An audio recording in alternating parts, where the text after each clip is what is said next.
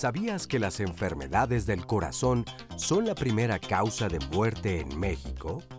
¿Que 1 de cada 3 adultos enfrenta en algún momento de su vida un padecimiento cardiovascular y que lo que más preocupa a los especialistas es que estos se deben en gran medida a los malos hábitos alimentarios y al sedentarismo?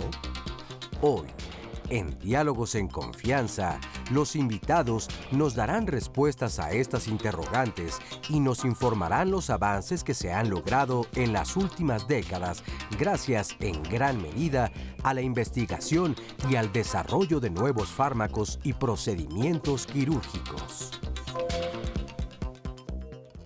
¿Cómo están? Bienvenidos a Diálogos en Confianza. El día 29 de este mes es el Día Mundial del Corazón y en marco de este día tan importante hoy vamos a platicar de los avances en la terapéutica de las enfermedades cardiovasculares. Como acabamos de escuchar ahora, las enfermedades cardiovasculares son son definitivamente quien más cobra vidas en el mundo y tristemente, como vamos a ver a lo largo del programa, nosotros en México cumplimos con muchos factores de riesgo. Entonces el día de hoy les vamos a presentar estos avances. Óscar, ¿cómo estás? Muy bien, contento de comenzar una mañana más aquí en Diálogos en Confianza y desde luego de tocar un tema tan importante como este. Yo creo que mientras más información tengamos toda la población, pues podemos prevenir este tipo de enfermedades. ¿Cómo? Pues modificando también nuestros hábitos, pero habría que ver entonces todos los factores que intervienen para la salud de todas las personas. Por eso las invitamos y los invitamos a participar activamente en las redes sociales, tanto en Twitter como en Facebook y en la línea telefónica. Twitter, Facebook y además el Facebook Live, donde pueden encontrar en la página de Diálogos en Confianza este espacio para mandarnos sus preguntas, sus comentarios y además llevarse el programa a donde ustedes tengan que ir en caso de que tengan que salir.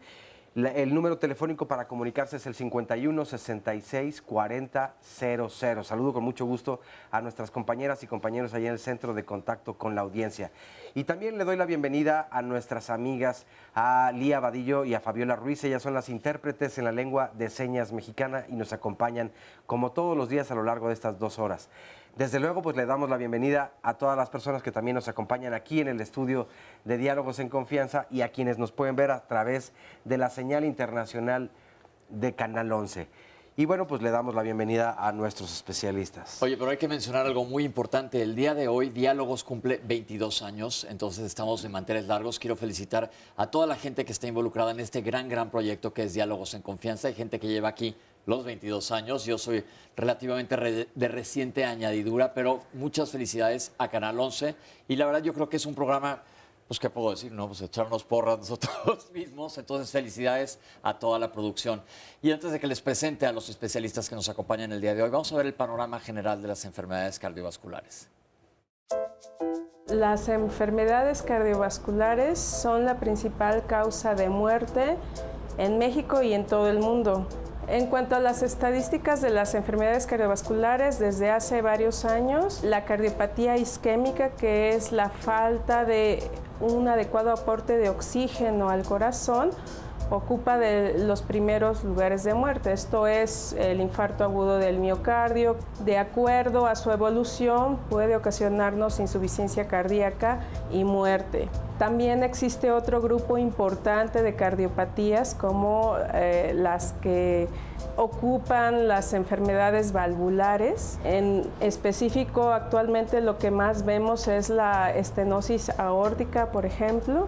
En el pasado, la principal causa de enfermedades valvulares era la cardiopatía reumática, que ha pasado a un segundo término. Actualmente tenemos estenosis aórtica degenerativa, estenosis aórtica por aorta bivalva, por ejemplo, que es una enfermedad congénita, y estos pacientes pues los vemos diariamente en la consulta, sin olvidar también las consecuencias de la hipertensión arterial sistémica, cuya prevalencia es muy alta en nuestro país. Se estima que entre un 25 a 35% de todos los mexicanos son hipertensos.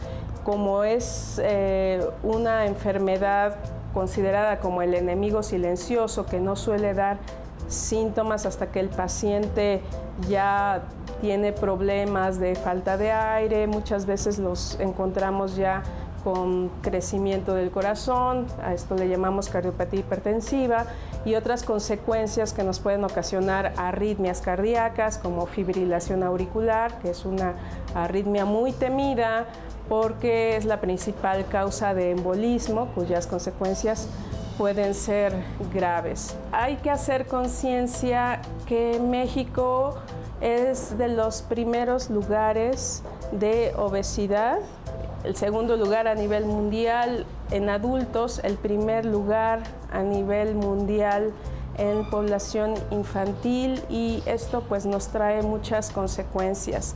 Es mejor prevenir que posteriormente tratar todo el grupo de enfermedades cardiovasculares que podemos tener y pues que conlleva una gran carga económica. Es deleterio para el bolsillo, sino también para toda la familia. Fíjese la palabra clave que dijo la doctora, prevenir. Existe un amplio rango de opciones que podemos tener y llevar a cabo para prevenir enfermedades cardiovasculares. Si bien vamos a hablar de terapéutica hoy, hay que no olvidar esta palabra, prevención. Les presento al doctor Pedro Iturralde Torres. Bienvenido, doctor. Muchas gracias, muy buenos días. El doctor es presidente de la Sociedad Mexicana de Cardiología, jefe de electrofisiología del Instituto Nacional de Cardiología Ignacio Chávez de la Secretaría de Salud y miembro de la Academia Nacional de Medicina. Le damos la bienvenida al doctor Enrique López Mora. Qué gusto tenerte aquí de vuelta. Gracias, Pepito. Médico adjunto a la terapia intermedia de cardiología del Instituto Nacional de Cardiología Ignacio Chávez de la Secretaría de Salud, ex coordinador de la Clínica de Insuficiencia Cardíaca y Trasplante, así como vicepresidente de la Fundación Mexicana del Corazón. Doctor Getting Aid Lead, bienvenido, doctor. Muy buenos días, felicidades. Gracias. Cardiólogo clínico e intervencionista adscrito al Departamento de Hemodinamia del Instituto Nacional de Cardiología Ignacio Chávez y miembro de la Academia Nacional de Medicina. Y al doctor Rolando Joel Álvarez. Bienvenido, doctor. Gracias, buenos días. El doctor es cardiólogo especialista en terapia intensiva cardiovascular, adscrito a la terapia intensiva cardiovascular del Instituto Nacional de Cardiología Ignacio Chávez y es miembro titular de la Sociedad Mexicana de Ecocardiografía e Imagen Cardiovascular y de la Sociedad Mexicana de Cardiología. Doctores, gracias por acompañarnos el día de hoy. Primero que nada, ya vimos el panorama de las enfermedades cardiovasculares. ¿Qué podemos decir en nuestro país? En nuestro país, las enfermedades cardiovasculares, como se comentó en la cápsula, ocupan la principal causa de morbimortalidad. Eso significa que es la principal causa en todos los grupos de edad de que nuestros compatriotas se mueran o se enfermen, ¿verdad? La gran ventaja que tienen las enfermedades cardiovasculares sobre otras condiciones es que sí tenemos factores que puedan modificarse y que puedan prevenir la aparición de las enfermedades cardiovasculares. Y aunque, como decías, vamos a hablar de la terapéutica, lo mejor es que no tuviéramos enfermedades cardiovasculares o que podamos modificar algunos factores que favorecen la aparición de estas enfermedades. Básicamente, como sabemos, cuidar nuestra dieta, que no sea alta en grasas de origen animal, en carbohidratos, sobre todo refinados, que no sea alta en sal, que tengamos una actividad física adecuada, es decir, que tengamos un régimen de ejercicio sistemático y que nos abstengamos de algunos hábitos que sabemos que son deleterios para la salud cardiovascular, básicamente el tabaquismo. Y algo quizá muy importante es que muchas de estas enfermedades se propician por otras, como la diabetes, como la hipertensión, y que necesitan ser detectadas a tiempo con el médico. Necesitamos tener el hábito de ir periódicamente a una revisión, tengamos síntomas o no los tengamos, para detectarlas y tratarlas oportunamente. ¿A partir de qué edad se recomienda una revisión cardiovascular? Bueno, mire, quiero felicitarlos por su aniversario. Quiero también decirle que nosotros los cardiólogos estamos de plácemes fundamentalmente este mes.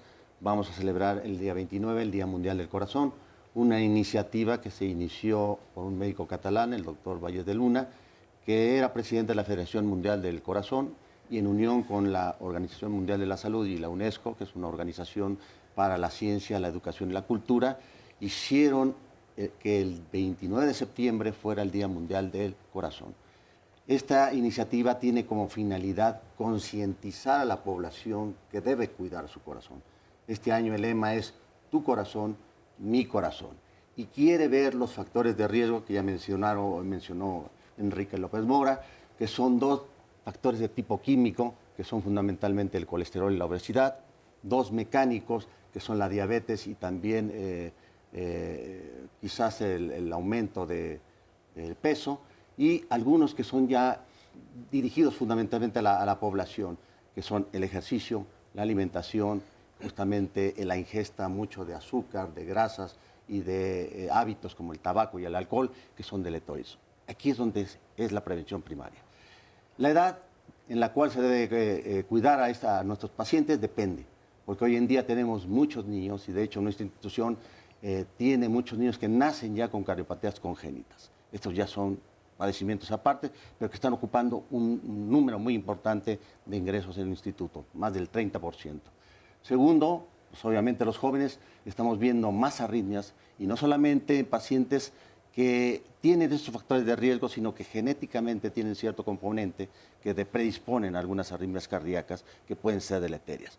Y ya después de los 40 años, estos factores de prevención son fundamentales. Es decir, si usted me pregunta desde qué edad tenemos que cuidar a nuestros enfermos o a nuestra población, yo diría que en el transcurso de su vida. Toda la vida. ¿Cuáles son las enfermedades cardiovasculares más frecuentes que se presentan en nuestro país? Pues hoy por hoy la hipertensión es bastante prevalente. A partir de los 27 años de edad, 1 de cada 4 mexicanos tenemos hipertensión. Entonces, es de las principales causas que nos condicionan a que siga avanzando la enfermedad y que nos dé problemas más graves. Ya se mencionó en la cápsula de cardiopatía hipertensiva, que es una antesala a un problema más grave que sería falla cardíaca, insuficiencia cardíaca. Entonces, al final de cuentas, la insuficiencia cardíaca es como que la etapa final de todas las enfermedades cardiovasculares, y es lo que principal tenemos que prevenir. Entonces, la verdad es que hipertensión arterial sistémica es la más prevalente, y cardiopatía isquémica, que es el infarto del corazón, básicamente conocida, o la angina de pecho, son las dos principales más prevalentes y de más graves consecuencias para la población mexicana, que condicionan situaciones más graves y que condicionan deterioro de la calidad de vida. Porque no nomás es la mortalidad, es la calidad de vida que tenemos al respecto con esas enfermedades, y es lo que queremos evitar que se deteriore en la población. Decía el doctor López Mora, justamente la morbilidad, que es la calidad de vida, cómo te va a ir después de uno de estos eventos, si no es que te mueres, que en muchas ocasiones la gente no la libra de estos eventos cardiovasculares, pero si quedas, ¿cómo vas a quedar? Hay gente que no puede caminar 5 pasos por la insuficiencia cardíaca, entonces se vuelve tu organismo una propia cárcel. ¿Qué tanta injerencia hay en estas enfermedades principales que vemos en nuestro país y en casi todo el mundo?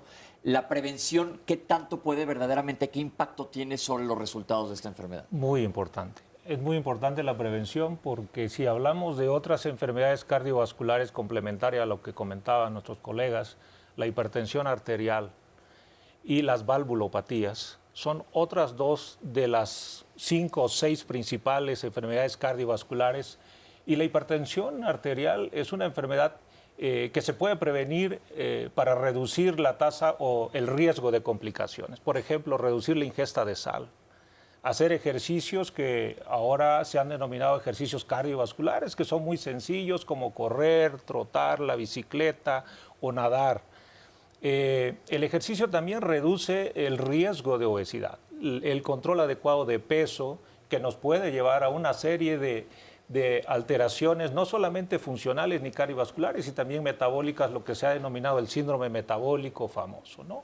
Que es un poco de hipertensión, un poco de azúcar alto, un poco de sobrepeso, un poco de colesterol en la sangre elevado, etcétera, etcétera. Todo el componente o los componentes de este denominado síndrome metabólico tiene un alto poder de prevención para reducir la progresión de la enfermedad o la ocurrencia de estas enfermedades. Perfecto. ¿Sí, doctor? Sí, yo quisiera enfatizar esto, porque efectivamente las enfermedades cardiovasculares es la causa más común de muerte. Estamos hablando de 130,000 muertes al año, de los cuales casi 90,000 son por infarto agudo del miocardio. Estamos hablando de que México tiene la obesidad infantil más frecuente en el mundo. Tenemos más de 30 millones de mexicanos con hipertensión arterial, 25 millones de pacientes con diabetes, que son comorbilidades que llevan al infarto agudo del miocardio, y que ahí es donde tenemos que trabajar en el control o la prevención de estas grandes epidemias que son y van a ocasionar en los futuros años más causas de infarto del corazón. Perfecto. Bueno, ya hablamos de prevención, pero ahora sí vamos a meternos más de lleno del tema, pero se ha mencionado a lo largo del programa la insuficiencia cardíaca y tenemos una cápsula que nos explica específicamente qué es esto, que como vimos es el resultado, el último camino a donde llegan las enfermedades cardiovasculares. Si no es que, como dije anteriormente, si no es que te quedas en una de ellas. Vamos a regresar con ella después del corte, pero les quiero preguntar, ¿qué pasó, Oscar? Ya tenemos una llamada, hablando acerca del ejercicio y cuál es el cardiovascular o recomendado si ya vives con una de estas enfermedades. Manuel Rey nos dice, para un adulto mayor con hipertensión y arritmia cardíaca, ¿es mejor que tenga una recámara sin escaleras o las escaleras no le afectan? O sea, si ya estás entonces diagnosticado con alguna de estas enfermedades, ¿tienes que modificar un poco el ejercicio o cuál debe ser esta relación? Bueno, no, les contestamos al final del programa. Recuerden que todas las preguntas se las contestamos hacia el final del programa si no salen a lo largo de la conversación. ¿Algo más, Oscar? Sí, bueno, acá, por ejemplo, en el Facebook Live nos dicen, por favor, hablen del tema de las estaninas, mito o verdad para reducción de colesterol. Todos los varones de mi familia... Estatinas, perdón, sí. Todos los varones de mi familia tenemos niveles altos, pero el consumo de estas nos provoca más daño que beneficios. Quien marca la tendencia de los parámetros a nivel mundial es un negocio de los laboratorios. Saludos y felicidades por el aniversario. Todos los temas son muy acertados e interesantes, nos dice Rosa María Ramos. Ojalá pronto hagan un programa sobre psoriasis, los avances, lo más nuevo, hablando precisamente de los avances científicos en cuanto a las enfermedades cardiovasculares. Porfirio de Anda nos dice felicidades por los 22 años. Pregunta Porfirio también, ¿la hipertensión arterial es hereditaria? ¿Qué tanto lo congénito tiene que ver? Nos dice también Cedeño Paulina. Bueno, felicidades por el programa. Ojalá nunca dejen de existir. En fin, todavía hay muchas felicitaciones. Les agradecemos mucho, pero es momento de hacer una breve pausa y regresamos con mucho más aquí a Diálogos en Confianza.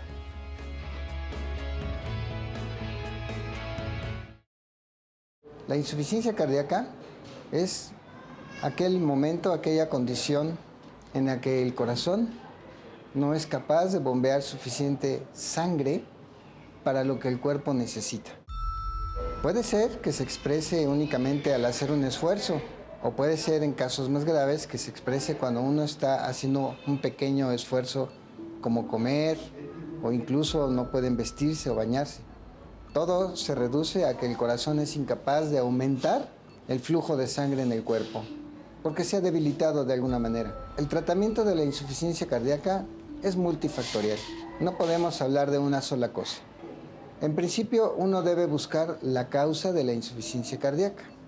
Hay condiciones crónicas, hay condiciones que requieren únicamente un tratamiento médico.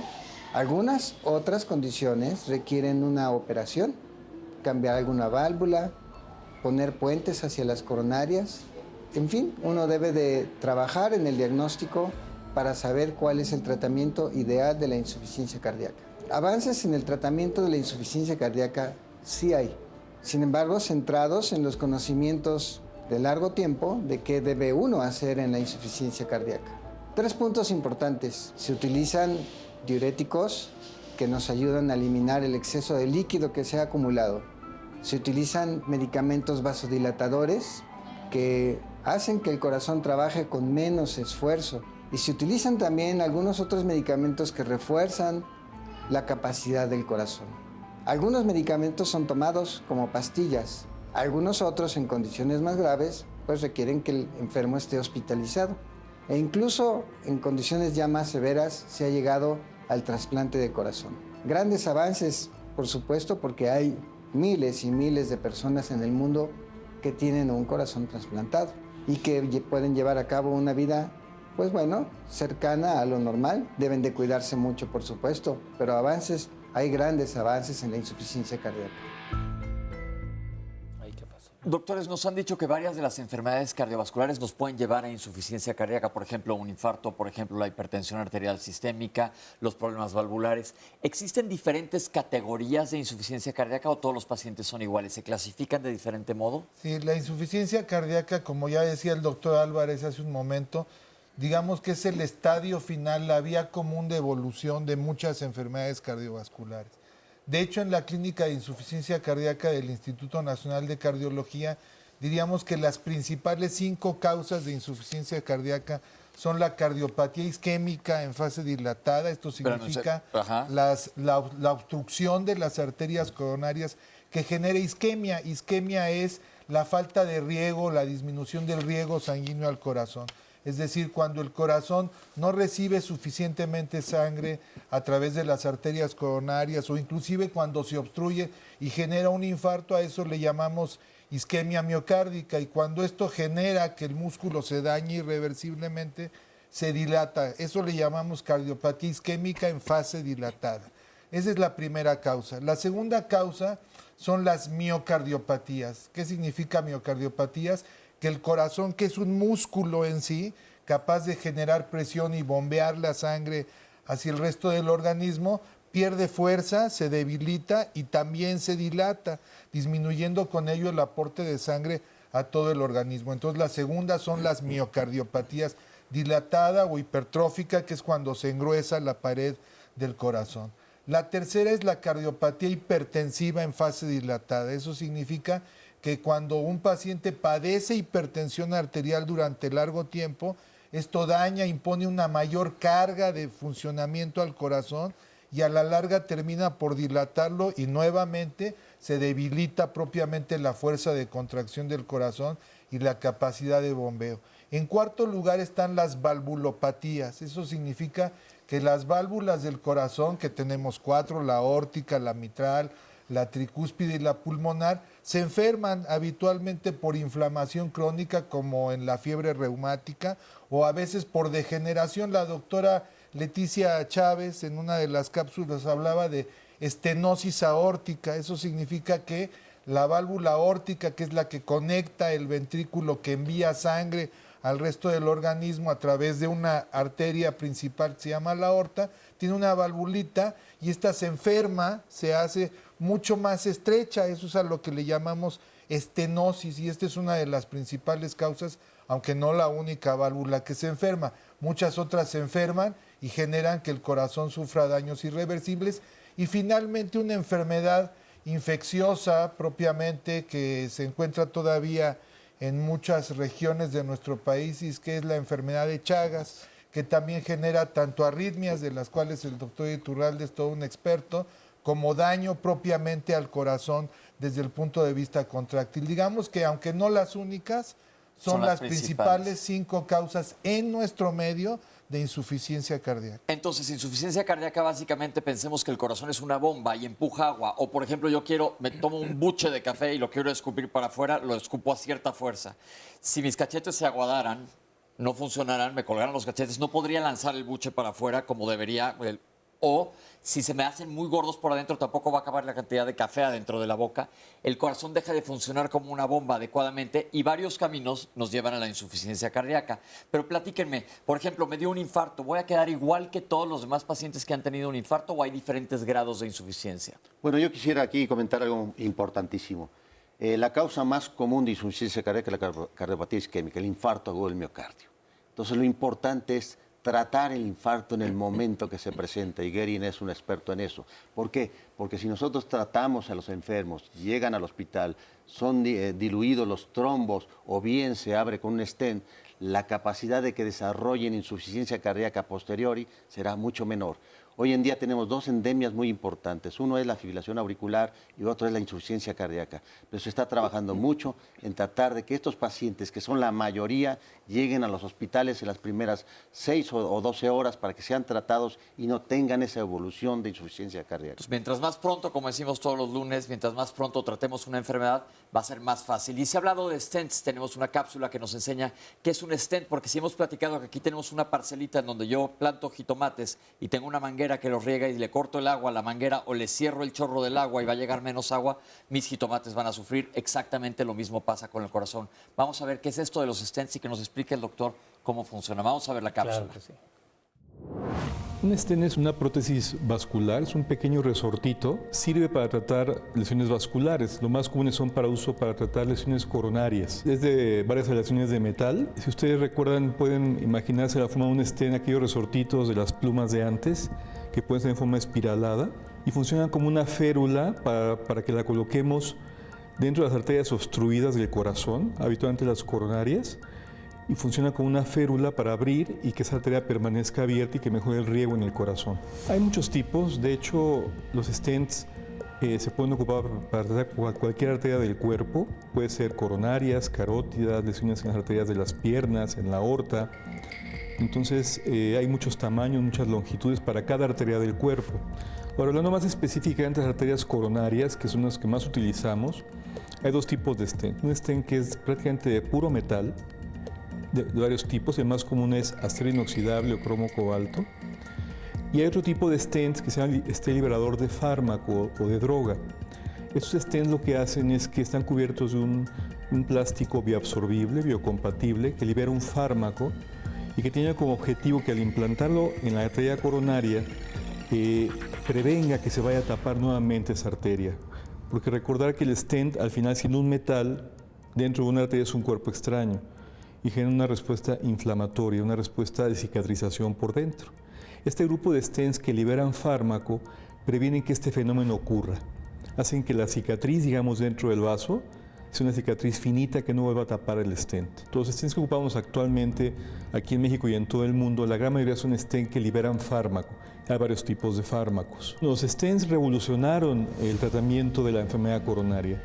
Los stents tienen una historia más o menos larga. Actualmente ya más o menos desde el año 88 fueron los primeros implantes de stents. Han evolucionado mucho tecnológicamente, pero han cambiado los resultados, porque antes de los stents las arterias podíamos dilatar solamente con el puro globito, pero terminaban tapando esas arterias otra vez. Los stents que garantizan que la posibilidad de que ese resultado sea duradero es en más del 98% de los casos. O sea, un stent que libera un fármaco tratando un paciente, por ejemplo, que tiene una lesión coronaria obstructiva importante, incluso sea diabético, sea fumador, si se cuida el paciente y con ese tipo de stent, ese resultado lo dura para toda la vida con una probabilidad de éxito de más del 98%. Sin duda es el tratamiento de elección, el tratamiento de estándar de oro para lograr un buen resultado en las arterias coronarias, pero también en otros territorios vasculares. Puede ser en carótidas, en arterias de las piernas, en la aorta. O sea, los stents hay para todo el árbol vascular, para todo el cuerpo se pueden utilizar. Doctor, una pregunta. Vimos en la cápsula que se mete primero un balón para que abra la arteria y luego se pone el stent. ¿Cómo funciona eso? Así es. Muy bien explicado por el doctor Mauricio López Meneses. El tratamiento, uno de los tratamientos más modernos de la cardiopatía isquémica, es decir, de la enfermedad secundaria a la obstrucción de las arterias del corazón, que son las arterias coronarias, es la angioplastía, así se llama, la angioplastía coronaria, es decir, a través de la ingle, de la arteria femoral, la de los toreros, o a través de la arteria de la muñeca, la arteria radial, podemos llegar al corazón, usando unos catéteres que son muy pequeños, muy delgados. Alcanzamos las arterias del corazón, pasamos una pequeña guía, un filamento, un alambrito, y sobre eso subimos un globo, un balón. Ese globo tiene el objetivo fundamental de abrir la arteria. Hay un concepto fundamental de este tratamiento que es, primero hay que abrir la arteria para recuperar el tamaño de la arteria. Al recuperar el tamaño de la arteria, recuperamos el flujo de la arteria, de esa parte del corazón. Si es un problema agudo, lo que usted preguntaba, de un infarto, debemos hacerlo pronto, porque vamos a recuperar el tejido del corazón, que se llama el miocardio. Las células del corazón la vamos a recuperar y vamos a limitar, vamos a reducir el tamaño del corazón. Por eso, lo que decía el doctor Pedro Iturralde, lo más pronto posible acudir a un hospital para que un experto le abra la arteria del corazón. Si el contexto es un cuadro crónico, una angina crónica que solo se da al esfuerzo, entonces lo más importante es recuperar la función de esa parte que está sufriendo, abriendo primero con un globo, colocando un stent. El stent es una malla, como dijo el doctor López Meneses, es una férula que permite que la arteria esté abierta donde había una placa de grasa, donde había colesterol, había grasa que estaba obstruyendo o que obstruyó la arteria. Ese es el concepto más importante de esto y esto fue revolucionario, es un tratamiento innovador y quizá de lo más importante que hay en el contexto de la cardiología intervencionista, es decir, la que se dedica a abrir las arterias y colocar los stents y reparar bien endovascular las arterias. ¿Se requiere, por ejemplo, si a mí me colocaron requiero tomar alguna terapia complementaria o únicamente es por con esto suficiente? Por supuesto, muy buena pregunta o muy buen comentario. Es decir, si nosotros abrimos la arteria, colocamos un stent, hay distintos tipos de stent. Hay unos stent que no tienen, que solamente son de metal. Hay otros stent que además del metal de la férula tienen embebido droga. Es un medicamento que evita que se vuelva a cerrar el stent, lo que hace que el mayor tiempo posible el stent esté abierto y el flujo se recupere de mejor manera. Para que no se vuelva a cerrar el stent y para que no se ocluya ese stent debemos tomar tabletas. Hay una asociación de 2 tabletas que se debe tomar. Una de ellas es la famosa aspirina y otra es un medicamento parecido a la aspirina que evita que se formen coágulos en las arterias y que facilita que la sangre fluya libremente y esté diluida a través del stent. Y eso garantiza que le llegue oxígeno a todo el corazón y el corazón vuelva a trabajar como bomba y vuelve a expulsar la sangre y distribuir a todo el cuerpo. Básicamente lo que están haciendo es destapando un tubo que nos mantiene vivos. Esa es la diferencia con una cañería, por ejemplo. Pero es un tubo. ¿Qué pasó, Oscar? A mí me gustaría preguntar, ¿y tiene un tiempo de durabilidad? Ya nos acaba de mencionar el doctor, sí, esta es la mejor manera de mantenerlo abierto, pero ¿tiene un tiempo de duración? En realidad no, es para toda la vida, es un regalo para toda la vida que se le da al corazón, a las arterias del corazón. Hay distintas aleaciones, aleaciones son mezclas de metales que han mejorado mucho el diseño de los stent. No, el gran secreto después de que un paciente recibe un stent y se favorece por este tratamiento, se recupera el infarto, se recupera la función del corazón, es la prevención secundaria.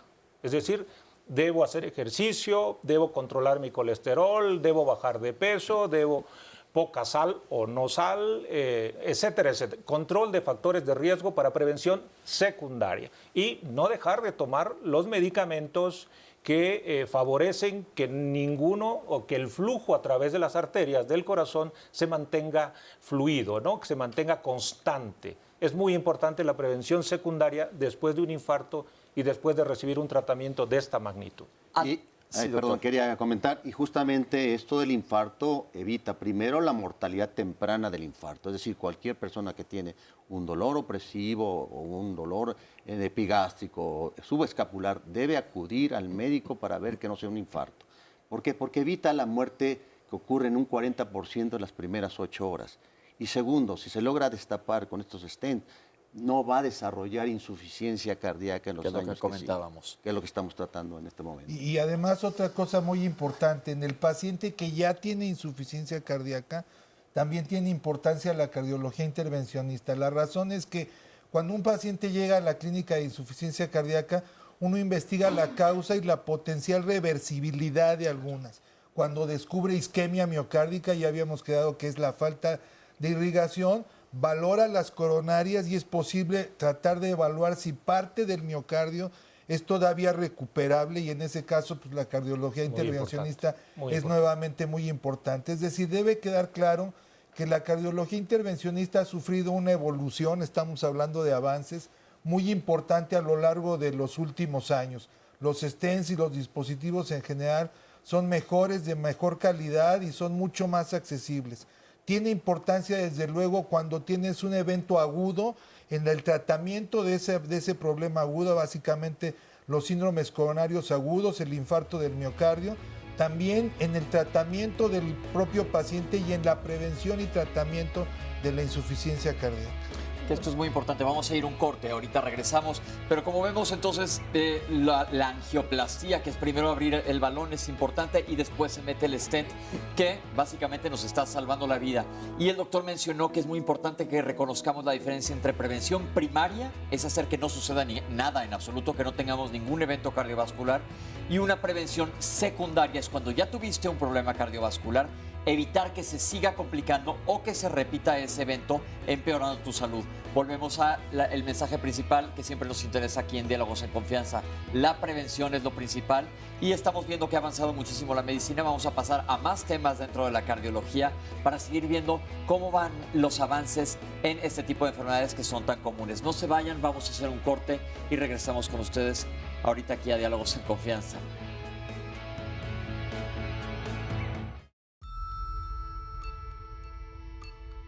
Las válvulas son dispositivos artificiales de diversos materiales en forma precisamente muy similar a una válvula original nativa del corazón para sustituir a las válvulas enfermas del corazón. Están hechas de un alma de acero y de metales muy evolucionados. Unas pueden estar cubiertas de tejido biológico, es decir, generalmente pericardio de algún animal procesado, puede ser cerdo, puede ser vacuno, o sin esa cubierta biológica, pueden ser únicamente metálicas. Tienen dispositivos que abren y cierran y funcionan exactamente igual que una válvula nativa normal, pero que está enferma, que hay que quitar y que hay que sustituir por este dispositivo. Las válvulas se utilizan en casos de que haya enfermedad de las mismas o haya enfermedad del corazón que requiera que se cambie una válvula. Por ejemplo, hay fiebre reumática, que es una enfermedad que afortunadamente se ha controlado mucho en México en los últimos años y son ya muy pocos los casos reportados de fiebre reumática aguda, pero seguimos viendo las secuelas de la enfermedad de todos aquellos niños que hace 20, 30 años se enfermaron y por eso se inflamaron sus válvulas y se deterioraron. Cuando una válvula no funciona, el corazón se empieza a agravar, a deteriorar, a enfermar y puede ser grave la situación. Por eso hay que cambiar las válvulas. Para colocar una válvula, obviamente, tenemos dos procedimientos. Uno que es quirúrgico y otro no quirúrgico, que es a través de intervencionismo cardíaco. El más utilizado, el más conocido, es el quirúrgico con cirugía cardíaca. Tiene que ser cirugía a corazón abierto para abrir el corazón, retirar la válvula enferma y colocar esta prótesis o válvula artificial. Se coloca con diferentes puntos. El cirujano tiene que ser un cirujano experto, adiestrado. Coloca la válvula. Obviamente, para poner la válvula, en la mayoría de los casos se tiene que parar el corazón, conectar una bomba especial que funciona como corazón mientras se hace la cirugía. Se cambia la válvula, se retira la válvula enferma, se coloca la prótesis, se sutura todo alrededor del anillo donde debe de ir y se cierra el corazón, se desconecta la bomba y vuelve a funcionar el corazón ya con su válvula artificial colocada. Si no tuviéramos las válvulas, la mortalidad por enfermedades cardíacas sería altísima. Llevamos más de 40 años colocando válvulas artificiales en el corazón. En el Instituto Nacional de Cardiología las colocamos desde hace más de 35 años, 40 años casi también. Y la sobrevida de nuestros pacientes ha sido extraordinaria. Sin ellas, los pacientes fallecerían muy pronto por esa enfermedad cardíaca. Ahorita vamos con nuestros especialistas a que nos hablen un poco más de las válvulas, pero vamos a escuchar comentarios del público. Hola, Pedro. Sí, buenos días, felicidades por esos 22 años. Gracias. Del programa. Soy cardiópata, mi nombre es Pedro Corso Corea, pertenezco a Pacientes de Corazón, Asociación Civil.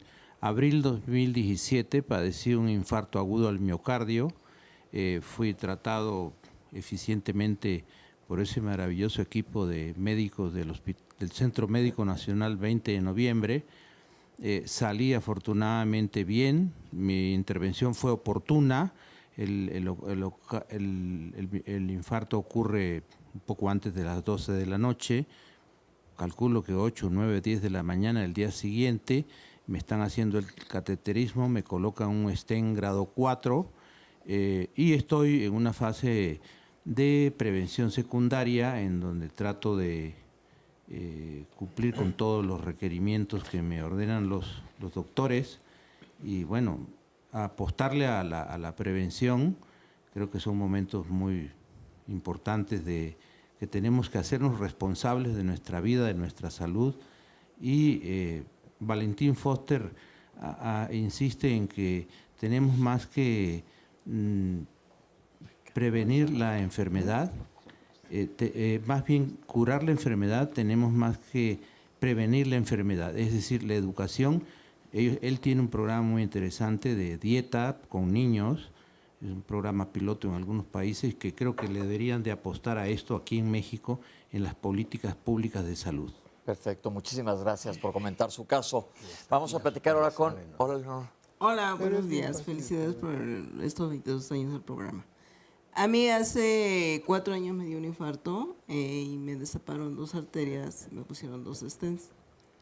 Aquí cuando a mí me da el infarto, pues quiero decirles que en el 2006 me dio la hipertensión y de ahí yo subí de peso, o sea, fui subiendo de peso, al cual me llevó hasta el 2014 a darme el infarto. Aquí pertenezco a un grupo de miocardio donde todos somos cardiópatas y aquí yo he aprendido cómo llevar mi enfermedad, donde hacer ejercicio, tomar medicamentos y cómo llevar mi alimentación. ¿Qué le diría Leonor a una Leonor 20 años más joven? Pues que debe de cuidarse mucho el hacer ejercicio. Aquí aprendemos a eso, a hacer ejercicio, llevar alimentación y tomar medicamentos. Yo no sabía de todo esto y uno desafortunadamente, cuando a uno cree que está bien, uno come de todo, no hace ejercicio y pues la verdad a eso pues no estamos educados. Claro, pero qué bueno que está bien. Claro que sí, yo me siento muy bien, afortunadamente desde hace 4 años. Yo pertenezco también voluntaria en La Raza, donde todos, por parte del grupo, damos la plática a todos los enfermos que están internados y damos nuestro testimonio de todo lo que nosotros hemos pasado, cada uno de nosotros, como cardiópatas. Gracias, Leonor. Déjame pasarme para acá para hablar con Mireya. Hola, Mireya. Hola, doctor. Buenos días y muchas felicidades por el programa. Gracias. Yo hace 4 años tuve un evento que fue no fue infarto, fue un trombo. Se me hizo un trombo. En la pierna. En la pierna ¿Y izquierda. se le fue para el pulmón? No, al empeine. Se le quedó allá abajo. Gracias a Dios se me fue el empeine. Y me dijeron que a partir del trombo supe que estaba yo enferma del corazón desde los 6 años de edad. Porque, ¿qué enfermedad tiene? Porque tuve fiebre reumática. Okay. Entonces me cambiaron tenía 2 válvulas lesionadas, una me la pudieron bloquear, y la otra me la cambiaron por una mecánica, la mitral. ¿La abrieron mitral, o se le hicieron a través de corazón abierto? Corazón abierto, y me cambiaron la válvula mitral y gracias a Dios pues me siento muy bien. Qué bueno. Y gracias al grupo que pertenecemos también de miocardio, que ahí nos enseñan muchas cosas. Tenía afectada la válvula aórtica y la mitral, las dos del corazón. Ajá, pero la otra se desbloqueó y la otra me la cambiaron por una mecánica. Esto es importante y lo mencionó la doctora en la cápsula. La fiebre reumática es una enfermedad originalmente infecciosa que nos va a afectar, empieza por la garganta, pero nos afecta el corazón, nos afecta articulaciones y nos afecta al riñón. Y ella no sabía que la había tenido y muchos años después tuvo efecto, una complicación de esta misma enfermedad y tuvieron que cambiar las válvulas, que ahorita vamos a preguntarles a los doctores que nos especifiquen un poco más. Pero Oscar, ¿tienes algunas llamadas? Sí, varias llamadas y comentarios. Nos dice, por un lado, Sai, es muy importante generar una cultura de la prevención. Así se podrá detectar entonces con mayor facilidad los factores de riesgo que pueden llevar a daños en el sistema cardiovascular. Lockfield nos dice, yo no sufría del corazón sino hasta hace 2 o 3 años porque me dio una arritmia y una infección en la pleura. No tenía ningún síntoma. Ojalá pongamos atención a esto porque la verdad es muy incapacitante. Me gustó mucho esta pregunta que le hiciste a nuestra amiga, nuestro testimonio. Si le pudieras hablar a tu yo hace 20 años, ¿qué le dirías actualmente? Yo creo que a eso va enfocado mucho de los comentarios de hoy. Karina Salazar dice, uno de los órganos afectados por las enfermedades mitocondriales es el corazón y esta semana a nivel mundial se busca la concientización a través del movimiento hashtag o numeral Light Up for Mito al iluminar de verde los diferentes edificios. Hablen de ello y únanse por favor, ya que el ser enfermedades raras son poco visibles y falta mucho para su correcta atención.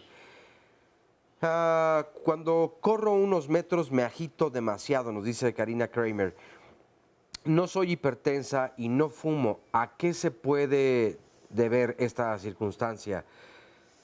Mi mamá fue diagnosticada, nos dice Lorena Tapia Castro, con insuficiencia cardíaca y le han suministrado una gran cantidad de medicamentos. ¿Qué tan perjudicial puede ser que suspenda los mismos y qué medicamentos son los que no podría suspender? Los saludo desde Puebla, nos dice Azul Acata. Estoy viendo su programa. Tengo un hijo de 10 años y regularmente me dice que le duele el corazón. Lo he llevado al doctor general y él me dijo que el corazón no duele. ni por pérdidas amorosas, incluso, bueno, ahí tal vez Bueno, sí, sí. y mucho. Lo mandaron a un cardiólogo pediátrico y le hizo un electro y salió bien. Me dijo lo mismo, el corazón no duele, pero mi hijo sigue diciendo que siente un dolor justamente en esa región. Cabe decir que practica fútbol y es delgado y lleva una buena alimentación. Entonces, ¿a dónde lo puedo llevar? ¿Cómo puedo descartar cualquiera de estas posibilidades? Y muchas gracias. Ayuda, por favor, nos pide. Mi nieto de 9 meses, nos dice Nora Vega Olvera, tiene estenosis mitral. ¿Cuáles son las cifras de la presión arterial antes y después de la cirugía para llevar un correcto estándar? Nos dice Leo Ábrego, hagan un programa sobre masajes para el corazón, técnicas, beneficios, contraindicaciones, mitos y dónde se puede estudiar todo esto. Excelente. Mi hijo de 7 años, nos comparte Erika Ortega, tiene un foramen ovale permeable, no toma medicamentos, solo está en vigilancia con su cardiólogo cada 6 meses, hace 5 años. ¿Debe operarse? El cardiólogo dice que no hay que adelantarnos, pero el pediatra, alergólogo y demás médicos que ven a mi hijo lo sugieren y entonces pues esto me asusta. No sé cómo actuar, ojalá me puedan ayudar.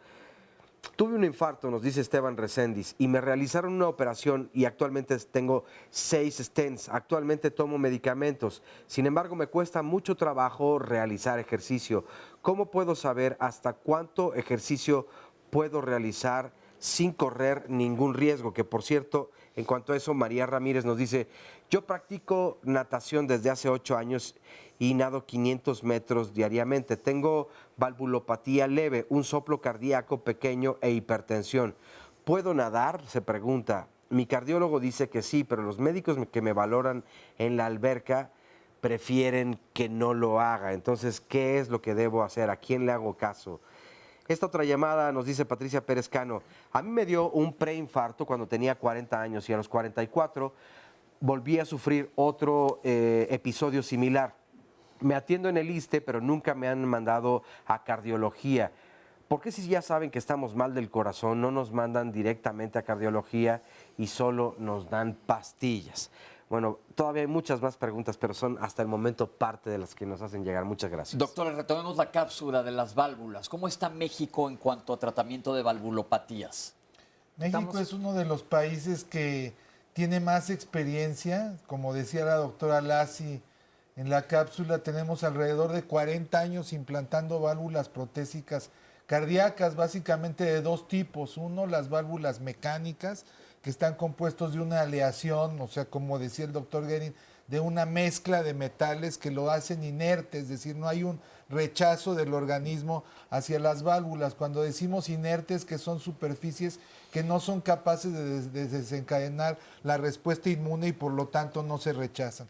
Y el otro tipo de válvulas son las válvulas biológicas, de las cuales se conocen muchos tipos, pero en el Instituto Nacional de Cardiología desde hace ya un buen tiempo se fabrican las propias válvulas que se implantan en muchos de nuestros pacientes a partir básicamente de pericardio, que es lo que recubre al corazón, pero de bovinos, de reses. Desde luego tratado de tal manera que pueda dar la forma y la función que sustituya las válvulas propias. Fíjense que hacer una válvula no es una cosa sencilla y no se hacen en producción masiva. Vamos a ver cómo se hace una válvula.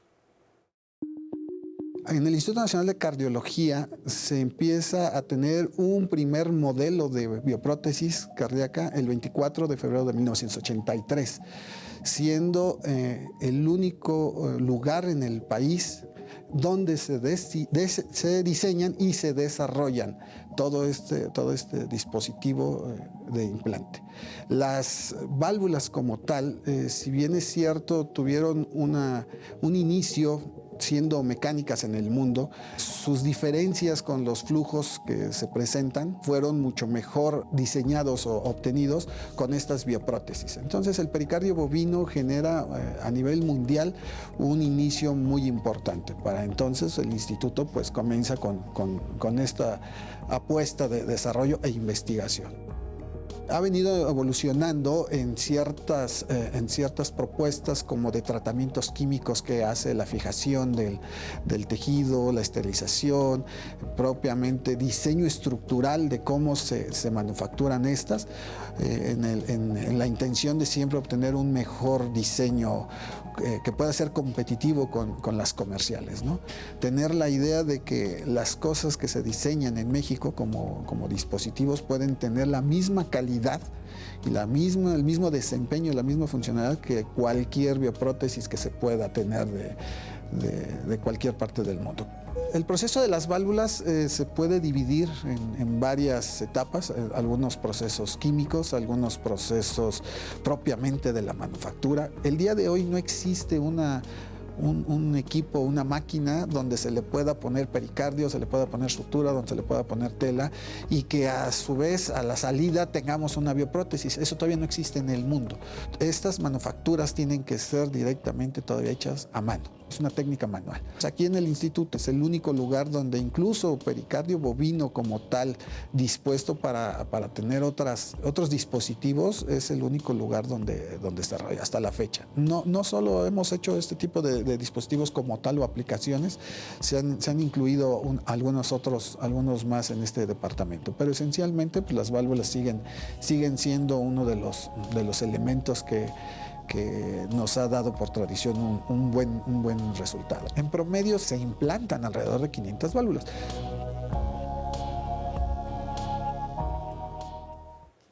Impresionante trabajo, me parece sensacional. Doctor, ¿nos querías comentar algo? Sí, quiero comentar que quitemos el mito de que por ser dispositivos avanzados y demás, que México no estamos a la vanguardia. México está a la vanguardia en todos los tipos de dispositivos de válvulas que se colocan actualmente. Válvulas que ya no requieren cirugía cardíaca de corazón abierto, como básicamente se llama, y muchas veces el paciente que manifiesta falta de aire, insuficiencia cardíaca y demás, se le investiga, como ya se mencionó anteriormente, y se encuentra que es una válvula afectada la que está dando la responsabilidad, la que está dando los síntomas de insuficiencia cardíaca. Es sensación de cansancio, de que no pueden hacer actividades y demás. Mucho se le teme de que, híjole, es que tengo una enfermedad valvular y que tengo un problema ahí a nivel cardíaco y me van a operar. Sin embargo, no es necesario. Te tengo que interrumpir. Vamos a regresar, a hacer un corte y regresamos a seguir platicando con el doctor que lo interrumpí. No se vayan. Estamos de vuelta aquí en Diálogos en Confianza. Mañana tocaremos un tema que tal vez a algunas personas no les parezca mucho, otros están completamente de acuerdo y las utilizan constantemente. Y es que hablaremos del poder del lenguaje en la familia, pero de las llamadas palabras altisonantes o groserías. ¿Qué tan común utilizas las groserías, mi querido Pepe? Yo, en la familia, en mi casa, si decía una, me tiraban los dientes. Pero ahora la uso bastante frecuentemente. Es decir, te has repuesto de todas aquellas que toda esa represión, no sí. dijiste. Bueno, pues para muchos terapeutas, desde luego, el uso de las malas palabras o de las groserías justamente puede hacer así, un uso terapéutico donde hay una descarga, donde las emociones entonces justamente tienen un fluido y no se quedan encerradas en nuestro cuerpo.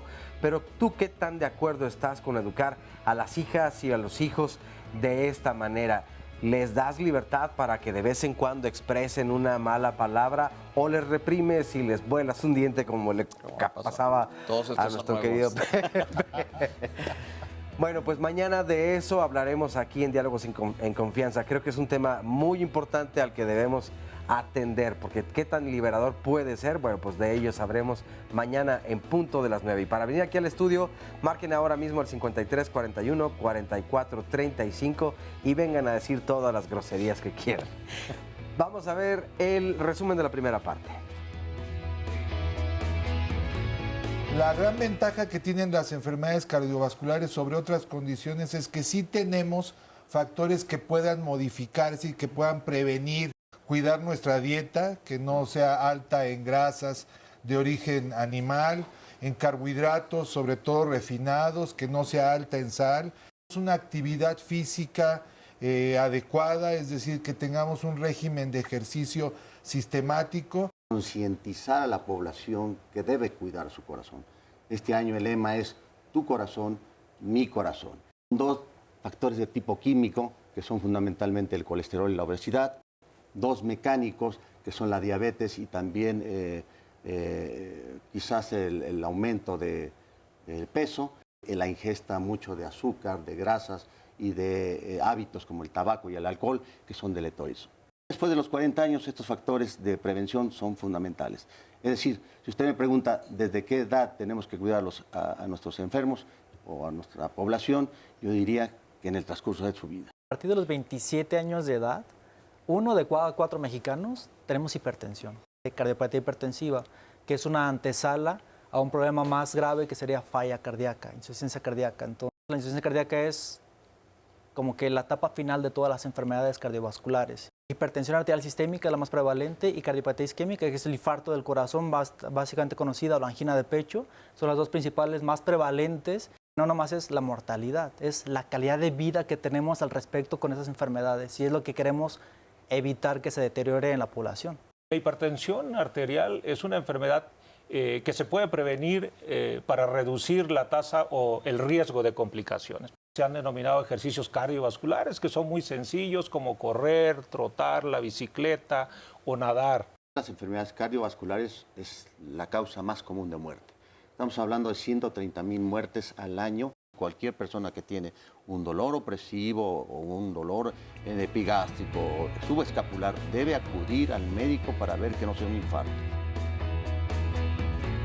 Ahí lo tienen nuestro resumen, pero doctor, te interrumpí antes de irnos al corte platicando sobre las válvulas. Retomamos donde nos quedamos. ¿Qué tal? Comentábamos que aquel paciente que tiene síntomas de falla cardíaca por algún problema de alguna válvula, hoy en día no requieres obligadamente cirugía cardíaca. Hay ciertas enfermedades valvulares que se pueden tratar con procedimientos percutáneos y México está a la vanguardia en eso. Se hace aquí en México, en el Instituto Nacional de Cardiología y en otros hospitales, pero el doctor Guerin es el experto en ese tema, que es el que los coloca. Uno de los grandes avances es este método de implantar la válvula a través de la arteria femoral, la arteria de los toreros. Igual, se coloca la válvula dentro de un catéter y se sube el catéter hacia el corazón. Se dilata la válvula que está enferma con un globito. Este globito es un poco más grande que el que se usa a nivel de las arterias coronarias. Se abre así la válvula y en una segunda etapa, minutos después, se coloca la válvula que va montada en otro globito y al abrir queda impactada y reemplaza a la válvula que estaba enferma. Una pregunta, doctor. En el pasado, cuando se hacía cirugía de corazón abierto, y corríjanme, a lo mejor estoy yo mal, me acuerdo que se utilizaban bombas de circulación extracorpórea para poder manipular el corazón, porque como sabemos es una bomba que se está moviendo. ¿Es necesario detener el corazón para esto? No. Hay que acelerar el corazón, se coloca un marcapaso, se acelera el corazón con el marcapaso, eso le da estabilidad al corazón, es decir, enlentece el corazón y eso nos permite tener una altísima precisión para colocar la válvula. Ese procedimiento, por sus siglas en inglés, se llama TAVI, que es colocación transcatéter de la válvula aórtica. Actualmente se utiliza para etiológicamente hablando, para válvulas aórticas por enfermedad degenerativa. Es decir, pasamos los 75 años, se calcifica la válvula, se cierra la válvula y nos da insuficiencia cardíaca.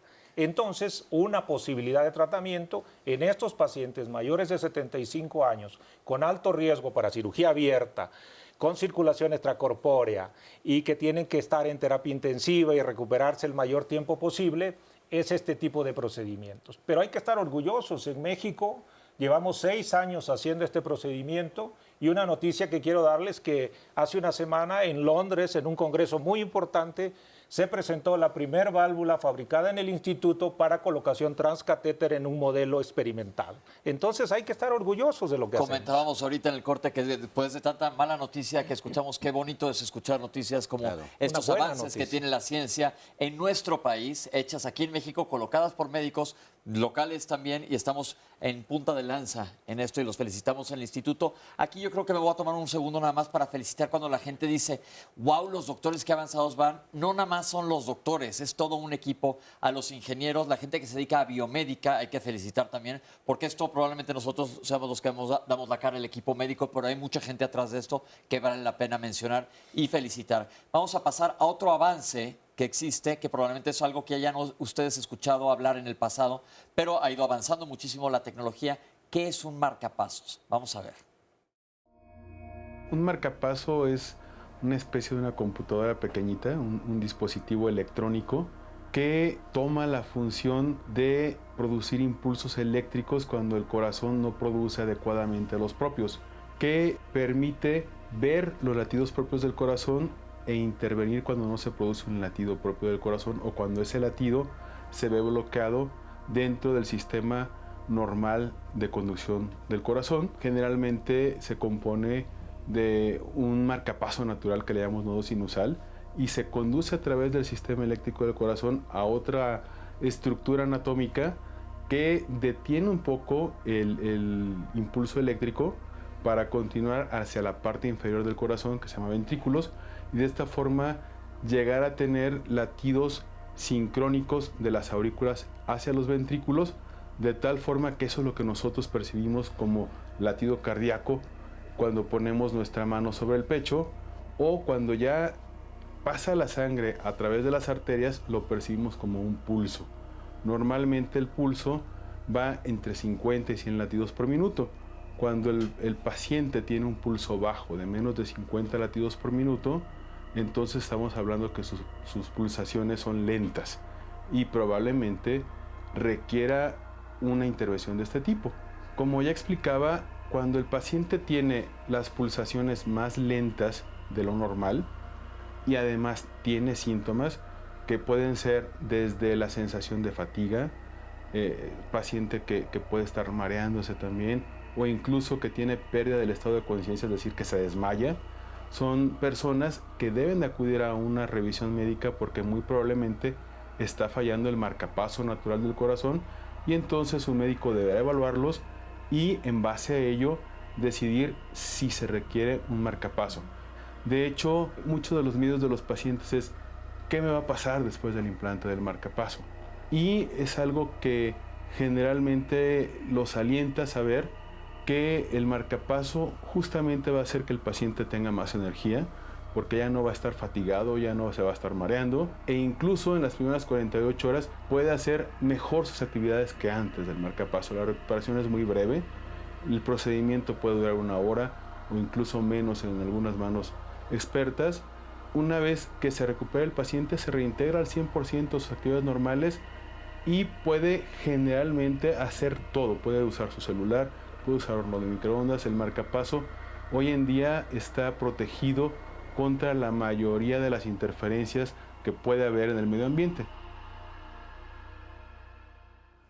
Otra tecnología que ha avanzado muchísimo, ¿nos podrían un poquito hablar más de los marcapasos y qué tan necesarios son? Sí, claro, con mucho gusto. Mire, el corazón tiene 2 tipos de células. Una son las contráctiles y el otro tipo son las eléctricas. Las eléctricas es el acumulador del corazón. Y hay ocasiones en que el acumulador se acaba. Entonces el marcapaso, como lo explica el doctor Gómez, es justamente para quitar el ritmo lento. Los grandes avances en marcapasos tienen 2 implicaciones más importantes todavía. Una, que se utilizan para la muerte súbita por fibrilación ventricular. Desde 1980 se colocan lo que se llaman desfibriladores. Es paciente que tiene alto riesgo de muerte súbita, se desmaya y el aparato da una descarga y lo reanima nuevamente. Y en los últimos 10 años, para la insuficiencia cardíaca ya final, aquellos pacientes que dan 2 pasos y no pueden caminar y que tienen un bloqueo de rama izquierda muy avanzado. Déjame explicar esto. Bloqueo que el circuito del corazón está atorado. Exactamente, tiene 2 caminitos para estimular los ventrículos, el lado derecho y el lado izquierdo. El lado izquierdo está interrumpido. Entonces, este resincronizador que se utiliza en pacientes con insuficiencia cardíaca avanzada ha tenido una gran aceptación y un gran éxito para que estos pacientes que tienen clase funcional de 2 pasos puedan llevar una vida más o menos adecuada. Una de las preguntas que he escuchado y en la familia le escuché mucho que se dice que un paciente que está terminal por cualquier otra situación, si tiene marcapasos no va a dejar que se muera el paciente. ¿Podrían aclarar esto? Sí, efectivamente, ahí el ritmo cardíaco sigue estimulando hasta que se cansa. Hay un momento en que el músculo ya dice hasta aquí. Y eso se llama disociación entre lo eléctrico y lo mecánico. Y entonces ahí hay muerte, aunque el marcapaso siga disparando, ya no hay contracción, ya no hay presión arterial, ya no hay pulso y el paciente está muerto. Perfecto. Entonces este es uno de los mitos que hay que desmitificar porque la gente piensa, no le quiero poner un marcapaso porque no se va a morir nunca. Si la enfermedad continúa, acuérdense que somos una máquina, que dependemos de muchas cosas para estar vivos, lo que nosotros llamamos homeostasis, que funcionemos adecuadamente. Hablamos del marcapasos y que se coloca en una hora es una cosa relativamente sencilla. ¿El paciente entra y sale? Sí, efectivamente en 24 horas puede irse a su casa, igual para el resincronizador y para el desfibrilador. Y te debo decir también que para aquellos pacientes que tienen un poco de miedo de que el desfibrilador no me va a dejar morir porque me va a estar disparando, los desfibriladores solamente están capacitados para disparar 4 ocasiones y después ya no lo hacen más. Perfecto. Otra pregunta, ¿se les tiene que cambiar la pila cada X tiempo? Sí, tiene una durabilidad. Generalmente los marcapasos de hoy en día de 12 a 15 años duran, depende del uso. Hay pacientes que lo usan poco, entonces duran más, y hay pacientes que dependen del marcapaso, entonces tienen una vida de 10 años. Los desfibriladores y los resincronizadores empezaron durando 4 o 5 años, son bastante caros, pero ahora ya están en 8 o 9 años. Vamos a ver una cápsula que es un desfibrilador, que es un tipo de arritmia, la fibrilación auricular o ventricular, pero aquí se refieren al ventrículo. Vamos a verla. Un desfibrilador es un dispositivo implantable que se coloca a través de cables hacia el corazón que va a monitorear el ritmo del paciente durante muchos años, 6, 10 años, y estará vigilando si el paciente en un momento dado desarrolla algún trastorno del ritmo, una taquicardia, que pueda ser potencialmente letal y producirle un episodio de muerte súbita.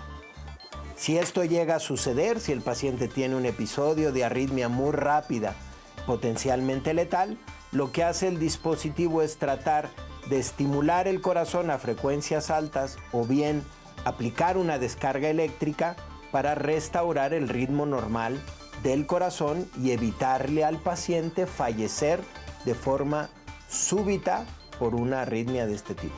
El desfibrilador funciona a través de un cable electrodo que se pasa por las venas hacia el corazón y que va a estar detectando la actividad eléctrica del corazón en todo momento. Además consta de una microcomputadora que analiza la frecuencia del ritmo cardíaco, su secuencia y diferentes parámetros del ritmo cardíaco para que si en un momento dado esos parámetros no se cumplen y se interpreta como una arritmia potencialmente letal, el aparato pueda aplicar terapias. Esas terapias son fundamentalmente estimular el corazón a una frecuencia más rápida que la arritmia para tratar de regresarlo a ritmo normal, o bien aplicar una descarga eléctrica intensa, que sería como hacer contraer a todo el corazón de una sola vez y permitir que el siguiente latido sea un latido normal. De forma vulgar, hacer una especie de reset de una computadora. La principal importancia del desfibrilador es que los pacientes que tienen riesgo de morir súbitamente por algún tipo de cardiopatía, ahora tienen una protección permanente que en dado caso de que se llegue a presentar ese suceso, los puede rescatar. Y con esto se ha demostrado que en grupos específicos, como pacientes con infarto o insuficiencia cardíaca, mejora la sobrevida al evitar la muerte súbita. Bueno, ¿cómo funciona? ¿Qué es lo que hace un desfibrilador? Ahí está la información. Muchas más preguntas y comentarios. Carmen Ramírez, mi esposo fue a una revisión general y el doctor le comentó que se hacía mucho ejercicio ya que sus latidos se escuchaban más lentos. ¿Eso es verdad? Él debido a su carga de trabajo no realiza ningún ejercicio. Necesita un estudio más a fondo. Su padre falleció, por cierto, también de un infarto. Nos dice por otro lado Guadalupe Ramírez, ¿la insuficiencia venosa, varices, también podría ocasionar problemas cardíacos? ¿Qué pasa con el personal de salud? Nos pregunta Patricia Sánchez, y con la relación de estas enfermedades. Muchos médicos nos dicen que debemos de cuidar nuestra alimentación, sin embargo, ellos viven con sobrepeso. Josué Acuña, ¿cuál es la prueba ideal para alguien que desea comenzar a hacer ejercicio?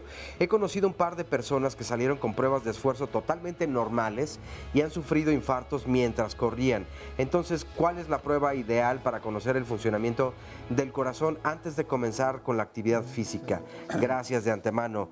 Rafael Uri pregunta si hace daño al corazón para alguien de 55 años, hombre, correr a diario 10 kilómetros, todos los días. Pati Navarro de Martínez. Felicidades a Diálogos. Fui operada del corazón hace 25 años. Me instalaron una válvula aórtica metálica St. Jude y desde entonces tomo anticoagulante diario. Estoy muy bien y muy feliz. Gracias infinitas a los doctores, especialmente al doctor Carlos Martínez Sánchez del Instituto Nacional de Cardiología. Pausa y volvemos.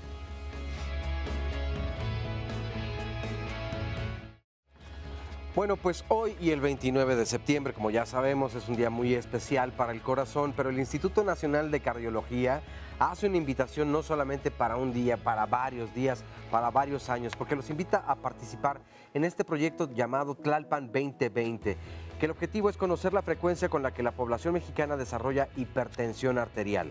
¿Cuáles son los requisitos? Bueno, se debe de tener entre 20 y 50 años de edad, ser mexicano, residente de la Ciudad de México, no tener hipertensión arterial, no tener diabetes, no tener enfermedades de la tiroides y en caso de ser mujer y estar embarazada, pues esperar al término del embarazo para continuar con dicho tratamiento.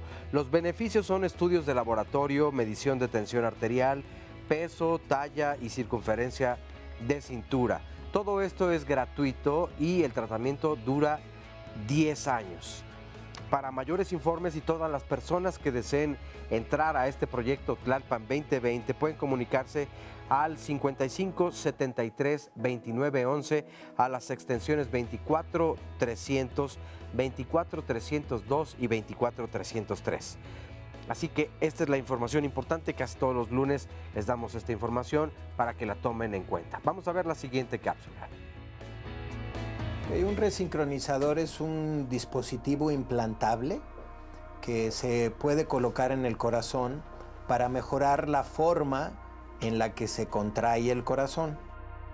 Algunos pacientes tienen trastornos eléctricos en el corazón que hacen que su corazón se contraiga tardíamente. El tiempo normal que le lleva a un corazón contraerse es de aproximadamente 80 milisegundos. Hay pacientes que por este trastorno eléctrico su corazón se contrae mucho más lento, 150 milisegundos, más del doble. Y no solo eso, sino que la forma de contraerse del corazón es a destiempo. Primero se contrae una pared y muy tardíamente, 150 milisegundos después, se contrae la otra. De tal manera que hacen una contracción en esa forma, cuando normalmente la contracción debería ser en 80 milisegundos, todo al mismo tiempo.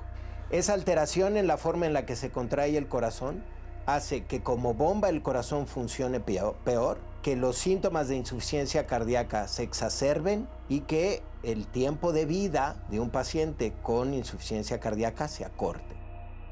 El resincronizador tiene como objetivo tratar de restaurar esa mecánica contráctil de manera lo más parecido a lo fisiológico posible y de tal manera mejorar los síntomas de insuficiencia cardíaca y mejorar la sobrevida del paciente con insuficiencia cardíaca.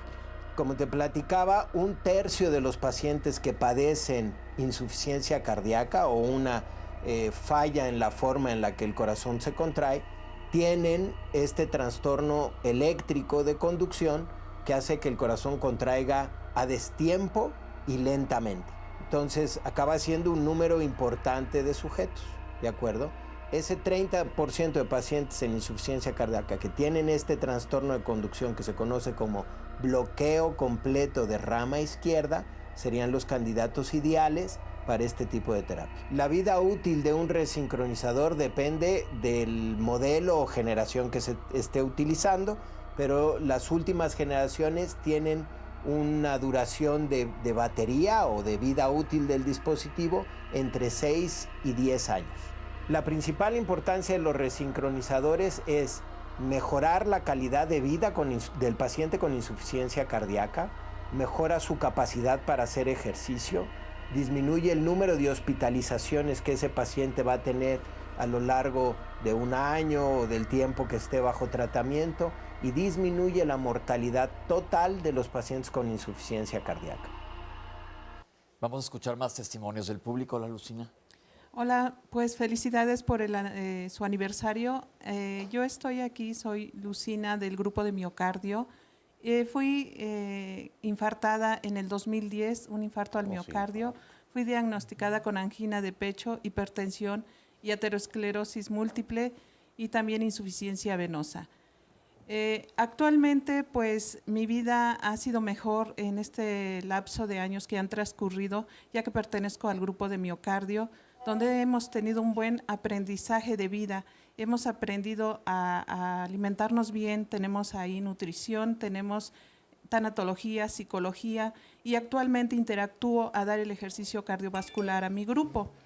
De tal manera que yo les invito a que a toda la gente, a todo el público, que cuiden su corazón, ya que yo a mis 49 años adquirí todo esto porque la enfermedad me entró por la boca. Yo no me cuidaba mi alimentación, tomaba muchos lácteos y eso fue lo que muchos también... Tenía sobrepeso. Exactamente, sobrepeso y todos los mariscos. ¿Y ejercicio? ¿Hacías? Ejercicio no. Mi vida era de un consultorio, estar ahí, y no hacía nada de ejercicio, era pasiva. Ok, porque no queremos espantar a la gente, no es que el tomar lácteos te haga daño, sino, como dice ya más bien, la alimentación es clave, los lácteos son muy sanos, hemos platicado aquí en programas de nutrición, y los mariscos también son muy sanos, pero hay que saber comer con moderación y comer adecuadamente para que no te lleven a obesidad, que ese sí es un factor de riesgo para presentar enfermedades cardiovasculares. Mil gracias. Así es, efectivamente, ya que los lácteos eran 2 litros diarios. Ok, bueno, pero no satanicemos los lácteos. Yo me tomo 1,5. Entonces, no hay que satanizar los lácteos, sino saber qué hacer y cómo combinarlos con ejercicio dependiendo de lo que comemos de calorías. Mil gracias. Hola. Hola, buenos días. Felicidades. Gracias. Yo tengo 7 años, 4 meses de infartado. Sí, igual que todos, la boca, el sedentarismo, aunque de joven era muy deportista. Pues la comida, el buen comer, fue lo que me llevó a un evento. A sobrepeso, y el sobrepeso a un evento cardiovascular. Así es. Actualmente, dentro del grupo, hacemos ejercicio, yo les checo los signos a los compañeros y vemos lo que podemos y debemos y lo que no debemos y no deberíamos de ¿Qué consumir. recomendación le dirías a personas jóvenes que probablemente no hay conciencia de enfermedad cardiovascular? Como dice la compañera, únicamente cuidar los excesos. Un doctor, en paz descanse, me dijo, solo bájale a los excesos. Y es como yo he logrado bajar 35 kilos de peso. Felicidades, felicidades. Busco la manera de, dicen mis compañeros, pues es que es muy tragón.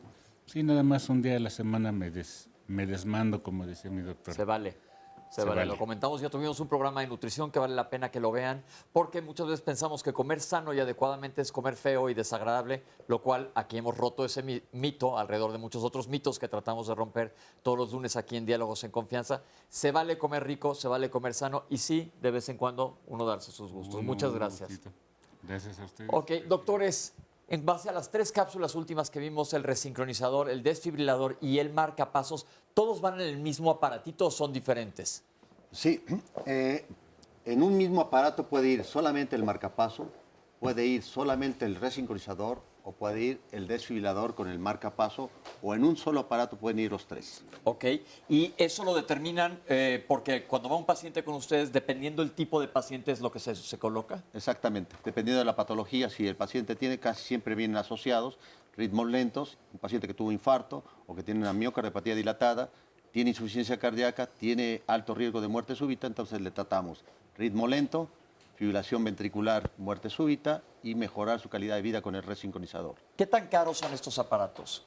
Bueno, estamos hablando de $25,000 más o menos. Sin embargo, nosotros tenemos programas auspiciados por México, por el Grupo Rotarios, por Heartbeat. Tenemos donativos de St. Jude de los Estados Unidos, en los cuales nos mandan al instituto donaciones y ahí damos en forma gratuita estos dispositivos a los pacientes. ¿Está cubierto por el Seguro Popular? El Seguro Popular cubre solamente los marcapasos y en algunos casos, muy esporádicos, los desfibriladores. Algo que se me hace muy importante remarcar es que al menos en el tratamiento de la insuficiencia cardíaca, y es tal vez hablando un poco de cambiar los mitos, el que se ponga un marcapaso no quiere decir que el corazón se volvió superpoderoso, ¿no? Por que esa también la gente piensa es esto. decir, exactamente, la gente cree que el marcapaso en sí le otorga energía contráctil al corazón. Al menos en insuficiencia cardíaca se trata de un esfuerzo coordinado de distintos especialistas, cardiólogos, todos ellos, tanto electrofisiólogos como especialistas en rehabilitación cardíaca. Al menos tratándose de estos enfermos, no se debe abandonar el tratamiento médico con medicinas, no se debe de abandonar, por supuesto, el ejercicio prescrito principalmente por un especialista en rehabilitación cardíaca. El cardiólogo tratante continuará investigando y tratando causas reversibles y, por supuesto, tendrá que seguirse estas estrategias de prevención secundaria tomando en cuenta lo que va teniendo el enfermo y la evolución del enfermo. Pero lo que hace esto es generar de que el corazón, conforme se va dilatando, contrae asincrónico, entonces una parte contrae antes que la siguiente, entonces no es una contracción armónica. Lo que hace el resincronizador es hacer que todo contraiga en conjunto para que la mayor eficiencia de la contracción se traduzca en mayor sangre hacia el organismo y que el paciente mejore síntomas, mejore calidad de vida y mejore el pronóstico de mortalidad. Es eso. Sincroniza. Optimiza la función del corazón. Ok. A propósito de marcapasos, Laura nos pregunta, buenos días, por favor, pregúntenle a los doctores si es viable colocar un marcapasos a un paciente con cardiopatía, con cirugía a corazón abierto hace 3 años. Hicieron un bypass y tiene 93 años. Se cansa mucho, por favor, que me respondan si son tan amables, porque es muy importante justamente lo mismo. En el bloque que sigue les vamos a responder todas las preguntas que hayan quedado en el tintero. Aquí las estoy anotando todas. Mi pregunta ahora es en base a, bueno, nada más explicarle a la gente para que quede perfectamente claro que el corazón, como ya lo comentaron nuestros especialistas, tiene dos tipos de células. Unas eléctricas, que es el cableado del corazón, y otras que son las que hacen que se contraiga el corazón. Pensemos en una puerta eléctrica. Una puerta eléctrica necesita cables que le llegue la señal a la puerta que se tiene que abrir, y la parte mecánica es los engranes y las poleas para que se abra la puerta. Entonces estamos hablando que los desfibriladores, el marcapasos, van a funcionar sobre la actividad eléctrica, y como comentó él ahorita, a la hora de resincronizar el marcapasos se va a hacer que la puerta se abra adecuadamente, no nada más un cacho de la puerta. Es para que nos entiendan más o menos cómo funciona el corazón. Ahora, el cambio de pila, y ahora estos aparatos son tan modernos que inclusive los tienen sincronizados con el celular, etcétera. Hay apps que te dicen más o menos cómo está funcionando hasta distancia el marcapasos. Nosotros tenemos una comunicación con el marcapaso con telemetría, entonces sin tener que modificar nada, simplemente lo interrogamos, vemos cómo se ha comportado, tiene un monitor ahí que te va diciendo día a día cómo se ha comportado, si ha tenido descargas, qué tanto uso tiene, cómo ha estado, si ha tenido arritmias auriculares o ventriculares, es decir, y tú vas ajustando entonces el tratamiento médico y también la terapia con el desfibrilador o el resincronizador, dependiendo de lo que tengas. Esto es importante porque el paciente ya ni siquiera muchas veces tiene que estar yendo a consulta. El doctor está recibiendo toda la información en su computadora, o sea que pórtense bien porque los están vigilando. Pero van a saber qué es lo que está sucediendo, y muchas veces desde la misma computadora ustedes pueden ajustar lo que requiera cada paciente en caso específico. Y quitarles el temor de un marcapasos, porque muchas veces voy a tener un marcapasos, voy a estar ya condenado a que no voy a poder pasar por los aeropuertos, no voy a poder cocinar al microondas, no voy a poder ciertas cosas. La tecnología ha avanzado mucho. La verdad es que son procedimientos que nosotros llamamos pocamente invasivos, y es enfatizar de que el paciente puede llegar en la mañana, si se puede por la tarde o al día siguiente, irse a casa con pocas complicaciones y una incisión bastante sencilla. No es una cirugía cardíaca como tal, que se le llama, es que me operaron y me colocaron un marcapasos, cirugía de corazón. No, es un procedimiento semi-invasivo, ambulatorio relativamente, que se puede hacer en pocas horas, poco tiempo y pocas complicaciones. Yo creo que es importante lo que dice el doctor, porque cuando pensamos en cirugía de corazón, pensamos que es lo que se habló anteriormente, a corazón abierto, que te abran el tórax en dos, que afortunadamente, como hemos visto el día de hoy, ha avanzado tanto la ciencia, sobre todo a nivel cardiovascular, que se pueden hacer por accesos vasculares, es decir, se puede llegar al corazón, como nos comentó el doctor, por arterias y venas, dependiendo hacia el lugar donde quieras llegar del corazón. Se puede llegar, todos los caminos dan al corazón, literalmente, nada más hay que saber manejar, ¿verdad? Sí. Ese es el chiste. Hay que saber la ruta. Yo también quisiera comentar algo muy importante. En 1903 se describió por primera vez el electrocardiograma por Einthoven. Esto le dio el Premio Nobel de Medicina. Han pasado más de 100 años y el electrocardiograma da el diagnóstico de arritmias y de infarto agudo del miocardio. Y es un procedimiento que puede estar en cualquier sitio del país, en cualquier comunidad. Tú mencionabas la telemetría, hoy puede tener un paciente un dolor en Chinconcuá, mandar su electro por telemetría y decir, señor, está con un infarto, hagan por favor esto en el servicio de urgencia o en el hospital, y si hay forma de hacer la intervención, se le hace, si no, es referido a la brevedad posible para facilitar justamente su recuperación. Perfecto. Oscar. Nos dice en esta llamada Arturo González. Hace 10 días tuve un infarto y me colocaron 2 stents. La cita próxima es hasta el mes de febrero. No me he sentido muy bien. ¿Qué opinan los especialistas? ¿Tengo que acudir en cuanto me siento mal?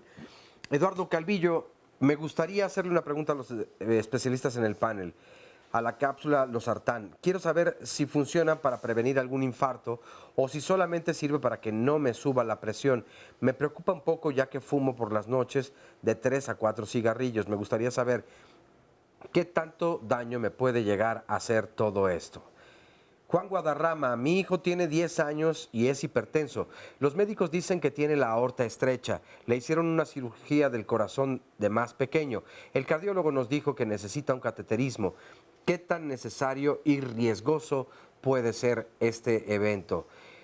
Maray Teresa Castellanos, Maray, supongo, o puede ser María, pero así está escrito.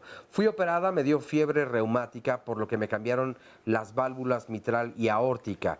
Pero me dicen que ya no soy candidata por tener la presión alta en los pulmones. Me gustaría recibir alguna mejor opinión de parte de los especialistas para ver entonces qué es lo que puedo hacer y cómo actuar en este tipo de situaciones. Nada más una pregunta, ella dice, ya no soy candidata, ¿a qué? Se ve que ya la operaron, pero no nos dice, ya no soy candidata, pero nada más escríbenos a qué para que te podamos contestar. María Victoria Castillo Escalona, a mí me hicieron un cateterismo en noviembre en La Raza y me detectaron flujo lento en el corazón, por lo que mi pregunta es si eso también se consideraría una insuficiencia cardíaca. ¿Cómo se podría denominar a ese padecimiento? Y 3, ¿qué repercusiones podría tener en mi salud, puesto que ahí no le explican a uno absolutamente nada? Lorenzo Ortiz, me colocaron un marcapasos que me dijeron que tiene una vida como de 4 o 5 años, pero apenas en el hospital de La Raza, y me dijeron que estaba bien y que va a tener más vida de lo que me habían mencionado anteriormente. Y me detectaron una arritmia y quiero saber qué es eso. ¿Qué puedo hacer y cómo lo puedo curar? Francisco Bulnes, ¿cuál es la lectura de la tensión arterial normal para un hombre de 75 años que pesa 67 kilos, 67.8? Marta Díaz Díaz, me dio un infarto hace un año y me pusieron un stent. Soy diabética, pero me cuido mucho. Y hacemos una breve pausa y continuamos después de esta.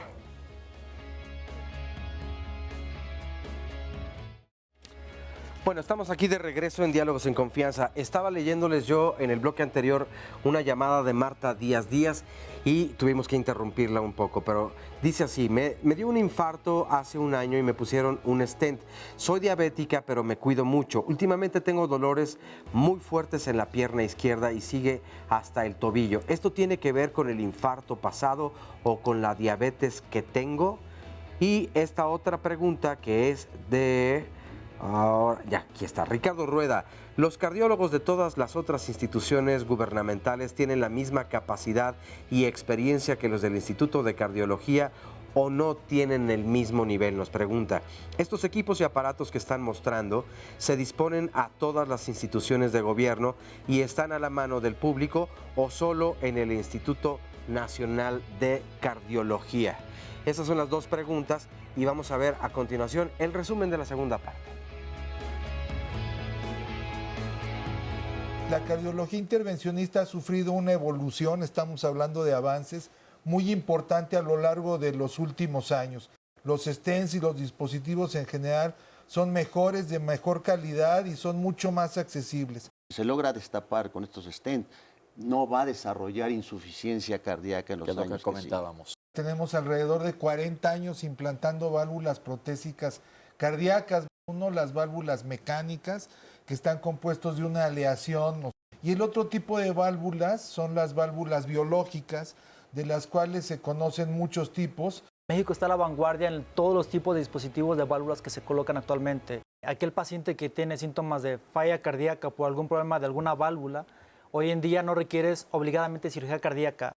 Ciertas enfermedades valvulares que se pueden tratar con procedimientos percutáneos y México está a la vanguardia en eso. Uno de los grandes avances es este método de implantar la válvula a través de la arteria femoral. Nosotros tenemos una comunicación con el marcapaso con telemetría, entonces sin tener que modificar nada, simplemente lo interrogamos, vemos cómo se ha comportado, tiene un monitor ahí que te va diciendo día a día cómo se ha comportado, si ha tenido descargas, qué tanto uso tiene, y tú vas ajustando entonces el tratamiento médico y también la terapia con el desfibrilador o el resincronizador dependiendo de lo que tengas. Perfecto, estamos de vuelta y estamos listos para contestar todas sus preguntas. Pero nomás les pregunto, ustedes especialistas, ¿tienen eventos en el instituto debido al Día Internacional del Corazón? Bueno, quiero invitarlos. Yo soy el presidente de la Sociedad Mexicana de Cardiología. Tenemos eventos académicos para el 29 de septiembre, que es el Día Mundial del Corazón. Vamos a presentar ponencias sobre prevención primaria, obesidad en niños, diabetes, hipertensión, obviamente el infarto. Y un tema diferente que vamos a innovar es la reanimación cardiopulmonar, dirigido primero para cardiólogos, con 20 horas de entrenamiento arduo. Un segundo bloque para pacientes de enfermos que tienen desfibriladores, es decir, que tienen antecedentes de muerte súbita, para la prevención tanto de ellos como de sus demás familiares. Y lo que nos interesa más es que la población general sepa reanimar a un paciente que se desmaya en la calle. Entonces, hemos organizado por primera vez la sociedad, maniobras con manos, va a ser en la Plaza de la República, justamente enfrente del Monumento de la Revolución. La organización Paco va a dar una práctica de yoga entre las 9 y 10 de la mañana y nosotros tenemos planeado un maniquís con más de 300 para que se inscriban, nos acompañen y participen y cumplamos con el lema que tenemos para este año del Día Mundial del Corazón. Mi corazón, que es el nuestro, tu corazón, para que tú digas, este año voy a mejorar para cuidar mi corazón en esto. Gracias, Nada doctor. más para precisar rápidamente y hacer más amplia la intervención, la invitación es el viernes 28 hay un evento en el Instituto Nacional de Cardiología desde las 8 de la mañana para el público en general. Habrá orientación sobre temas cardiovasculares en términos que entienda toda la población y habrá también a un pequeño festival artístico de las 8 de la mañana a las 2 de la tarde. El día sábado, ya lo mencionó el doctor Iturralde, el evento a partir de las 8 de la mañana en Plaza de la República y muy importante el domingo 30 en el Parque Cuauhtémoc, que está en la calle de Puente de Piedra en la delegación Tlalpan, frente a un conocido centro hospitalario. Ahí va a iniciarse una caminata por el corazón para todos los pacientes familiares. No se trata de una competencia, se trata de una manifestación de la voluntad de estudiar y atender las enfermedades cardiovasculares y la disposición de todos los pacientes y familiares a participar en la difusión de estas actividades. Es para todos y todos están invitados. Vamos a empezarles a contestar las preguntas. Una persona habló que tiene hipertensión y tiene una arritmia, no nos dijo cuál de ellas, que si puede subir escaleras. Sí, pues, lo más importante es el control de la hipertensión y tiene que hacer ejercicio. La escalera dependerá de que no tenga otra patología agregada. Perfecto. Una persona habló a decir que toma estatinas, que son cierto tipo de medicamentos para bajar el colesterol, que si son muy peligrosas y hacen peor daño o beneficio. Las estatinas tienen que estar prescritas siempre por un médico, tienen algunas precauciones a tomar, básicamente sobre las pruebas de funcionamiento hepático, y en ocasiones pueden causarse cierta sensación de cansancio en las piernas, en las extremidades inferiores. Hay que tomarlas, es más adecuado tomarlas bien indicadas que evitarlas. Perfecto. ¿Es hereditaria la hipertensión arterial? Tiene un componente con una carga hereditaria. Generalmente la hipertensión que aparece a los 45, 50 años tiene una carga genética. Perfecto. Un paciente habló y dijo, me agito mucho al correr, ¿por qué es? Aquí mi recomendación es ve al cardiólogo y chécate, no sabemos cuántos años tienes, pero te estás agitando, hay que ver qué es lo que está sucediendo. Me tomo muchos medicamentos porque tengo insuficiencia cardíaca. ¿Qué pasa si los suspendo y cuáles debo de suspender y cuáles me debo de quedar? Eso te lo tiene que contestar tu cardiólogo. Ojo con eso, no dejen de cuidar su salud, es muy importante la relación que tengan con su médico. Un niño de 10 años le dicen que el corazón no duele, tiene un electrocardiograma normal, ya lo han estudiado, pero el niño dice que le duele el corazón, la madre está preocupada y aquí pues yo sugiero que lo lleve con un pediatra porque a lo mejor no puede saber si te duele el corazón, sino alguna de las otras estructuras del tórax. Hay que ver cuál es la causa. ¿Cuáles son las cifras normales de presión arterial para alguien que tuvo estenosis mitral? Las cifras de tensión arterial normal, según las nuevas guías que están publicadas, 140-90 hacia abajo. Arriba de 140-90 es anormal. Perfecto. Tengo un foramen ovar permeable. ¿Me debo de operar? Pues esto ya depende de tu caso. Recuerden que en medicina no son recetas de cocina iguales para todo el mundo. Hay que ver qué te dice tu cardiólogo. Tuvimos ya un programa de cardiopatías congénitas. Te recomendamos verlo y ver si es necesario que te operen. Te lo van a decir a ti porque no es igual el tamaño o la dimensión de la perforación que tenga en el foramen oval y esto es lo que va a determinar que se te opere o no. ¿Cuánto ejercicio puedo hacer si ya me colocaron 6 stents, doctores? El ejercicio debe ser indicado por un especialista en terapia, en rehabilitación cardíaca, fundamentado en la prescripción a través de una prueba de esfuerzo. Sí, en términos generales, cualquier persona inclusive puede hacer ejercicio que le llamamos empírico, eso no quiere decir que sea inadecuado, y es caminar por lo menos 15 a 30 minutos diarios en terreno plano, sin interrumpir la marcha, por lo menos 5 veces a la semana. Perfecto. Tengo una valvulopatía cardíaca, pero nado 500 metros diarios. ¿Esto está bien? Si la valvulopatía es ligera y no da síntomas de insuficiencia cardíaca, está bien. Dependemos mucho de los síntomas y lo que le haya mencionado su cardiólogo según el ecocardiograma que le haya realizado. Perfecto. Hay personas que tienen la frecuencia cardíaca muy baja por hacer ejercicio. Esto puede ser peligroso. Mi papá le detectaron frecuencia cardíaca muy baja, pero nunca en su vida ha hecho ejercicio. Yo el otro día estuve con Mariel Holley, que le mando saludos, que ella es una nadadora de aguas abiertas, que nada tremendamente y tiene la frecuencia cardíaca muy baja. Pero cuando no haces ejercicio y tienes la frecuencia cardíaca baja, ¿qué le recomendamos? No, efectivamente, los atletas hacen corazón del atleta con frecuencias bajas, mantienen un buen volumen cardíaco, un buen gasto cardíaco. Cuando la persona es mayor de 60 años y tiene la frecuencia baja, probablemente el acumulador, el sistema eléctrico está alterado y requerirá un marcapaso. Entonces hay que checarlo, por favor. ¿La insuficiencia venosa se asocia a enfermedad cardiovascular? Se asocia sí, siempre y cuando hay una trombosis venosa, es decir, que compromete el sistema profundo del sistema venoso de las piernas, pero la expresión más grave de la trombosis venosa es la tromboembolia pulmonar. Que afecta las arterias pulmonares, es decir, el lado derecho del corazón. Perfecto. Una pregunta interesante, una persona que quiere empezar a hacer ejercicio, pero dice hay personas que salen de una prueba de esfuerzo que les dicen que es normal y se infarta. ¿Cuál es la prueba ideal para saber si puedo hacer ejercicio? La prueba de esfuerzo es muy importante, da muchos elementos, pero sobre todo en aquellos que quieren hacer ejercicio de alto rendimiento, debe ser vista y valorada por un cardiólogo y también debe ser complementada con un estudio de imagen, con ecocardiografía y búsqueda por otros métodos de isquemia miocárdica. Ya dijimos, tratar de descartar que sus coronarias estén tapadas y que sus válvulas funcionen bien. Diario corro 10 kilómetros, tengo 55 años, ¿está bien? Sígalo haciendo. Sensacional. No lo suspenda. Sí, muy bien. No lo suspenda.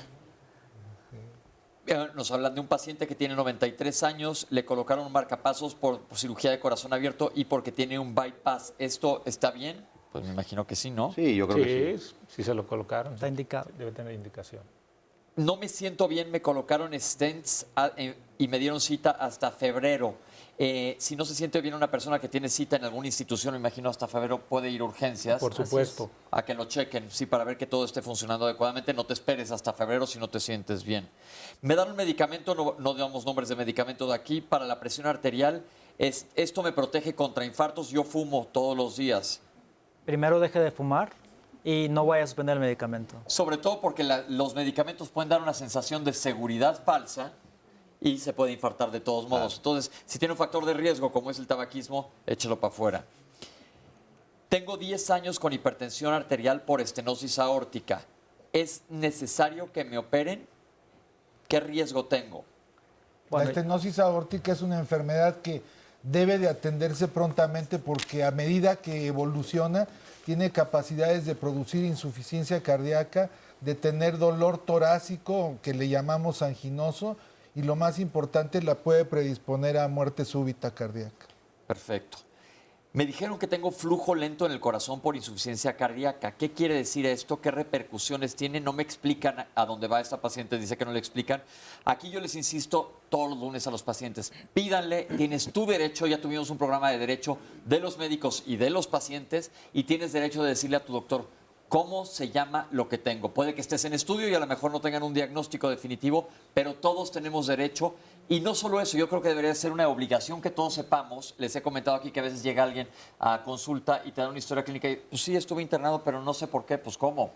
Pregunta cuál es tu diagnóstico. No sé qué le puedan decir a esta persona que tiene flujo lento. Sí, el flujo lento, el diagnóstico se hace básicamente por un cateterismo cardíaco con inyección a las arterias coronarias, lo cual se llama angiografía coronaria. Hay parámetros para evaluar. Si el flujo está lento y se corrobora por angiografía, puede haber muchas causas, puede haber estenosis de las arterias, pueden estar dilatadas, pueden estar ectásicas, o el corazón puede estar dilatado, lo que condiciona un mal flujo a través de las arterias. Es decir, se tiene que revisar con su cardiólogo. Perfecto. Me colocaron un marcapasos que tiene una vida aún de 4 a 5 años porque me dijeron que tengo una arritmia. ¿Qué es eso? Arritmia cardíaca es cuando el ritmo no es el regular normal. Puede ser una arritmia rápida, una arritmia lenta. Entonces, dependerá del tipo de patología. Existen muchos tipos de arritmias. Muchos tipos de arritmias. El 90% de las arritmias que hoy se presentan pueden ser controladas o incluso tratadas mediante fulguración o ablación con radiofrecuencia. ¿Puede presentar consecuencias graves una arritmia? Sí, claro que sí. La más peligrosa, la fibrilación auricular, porque da embolias cerebrales, entonces se asocia la arritmia con el evento vascular cerebral. Y en el caso de las ventriculares se asocia con la muerte súbita, es decir, que son peligrosas y muy delicadas. Perfecto. ¿Cuál es la presión arterial normal? Alguien de 75 años con 67 kilos. ¿Está bien de peso? Dijimos, abajo de 140-90. Perfecto. Tengo diabetes. Tuve un infarto previo y tengo diabetes mellitus con dolor hasta los tobillos. ¿Puede tener que ver con el infarto? Más bien, puede tener con tu diabetes. Checa que no tengas neuropatía diabética. Recuerden que hemos hablado muchas veces de diabetes y las complicaciones. Algunas de ellas son cardiovasculares, pero existen otro tipo de complicaciones en la diabetes mellitus y pueden afectar ya sea la microcirculación en tus piernas o puedes tener una neuropatía donde se alteran los nervios en la diabetes, y esto hay que checarlo con tu médico. ¿Los médicos de todas las instituciones tienen la misma capacidad que los médicos del Instituto Nacional de Cardiología? Esta es una pregunta que fue la última que nos mandaron. Aquí quiero contestarle algo. Antes que nada, tu cardiólogo debe de estar certificado. Búscalo en internet si tiene una certificación por el Consejo Mexicano de Cardiología. Y dentro de la cardiología existen diferentes ramas, como aquí tengo para muestra un botón, como dicen, a diferentes cardiólogos, todos ellos son cardiólogos con diferentes subespecialidades. Entonces tienes que ver, y sí hay buenas instituciones en el país, no únicamente el instituto, en varias de las instituciones se llevan a cabo estos procedimientos. Por supuesto.